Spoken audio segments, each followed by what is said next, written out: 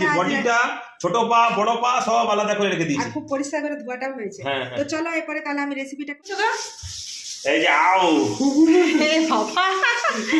কাকা এই দেখো একটাকে দিয়েছি জলে মানে হলুদ জলে, আর একটাকে দিচ্ছি ধুয়ে নিয়ে ভালো করে ব্রাশ করে করে ধোয়াতে হচ্ছে। ও বাবা এগুলোকে তাই বলি নুন দিয়ে মারতে হয়, কাঁকড়া নুন দিয়ে মারতে হয়, তারপরে এগুলো বন্ধুরা নদীর কাঁকড়া, ব্রাশ নিয়েছে, ব্রাশ দিয়ে ঘষে ঘষে নদীর কাঁকড়া। এবার এইটাকে এইখান থেকে এই পেটটাকে এইখানটা বার করতে হবে।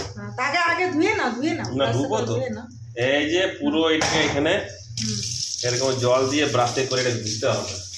কাদা ঢুকে থাকে, কাদা, নদীর কাঁকড়াতে প্রচুর কাদা। আচ্ছা এই যে কাঁকড়া ধুয়ে দিয়ে আর এইটা হলুদ জলে দিচ্ছ নাকি? হ্যাঁ ঠিক আছে, ভালো করে তাহলে ধুয়ে দাও। এটাকে মারতে হবে। আজকে তাহলে কি মেনু খাবে? হ্যাঁ কাঁকড়ার ঝাল। কাঁকড়ার ঝাল খাবে? কাঁকড়ার ঝাল আর ভাত।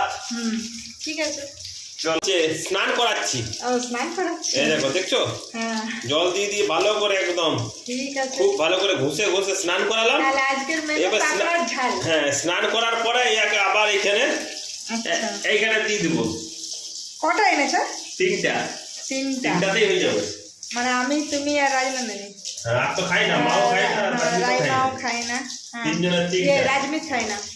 ঠিক আছে, তিনজনের তিনটা। ওকে, তাহলে কাঁকড়ার ঝাল হবে আজকে বন্ধুরা, আজকের মেনু।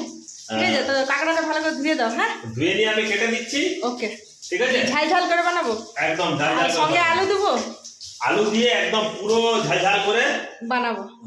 ওকে, পরে কাঁকড়া কাটছো নাকি গো? হ্যাঁ কাঁকড়া গুলোর এই যে বেশ সুন্দর পরিষ্কার ধুয়েছে, আবার গরম জলে হলুদ জল করে নিয়েও ধুয়ে নিয়েছে, তাই না? হ্যাঁ হলুদ জল করে ধুয়ে নিয়েছি গরম। প্রথমে পা গুলোকে ভেঙে নিচ্ছ না?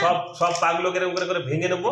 হ্যাঁ পা গুলো আলাদা রাখবো, আর এই মাথাটাকে একটু করে ফাটিয়ে নেবো এমনি করে অল্প করে। রান্নাটা এই যে গ্রেভিটা বেরিয়ে যাবে, এই যে দেখছো, এটাকেও এমনি করে একটু ফাটিয়ে নেবো এমনি করে।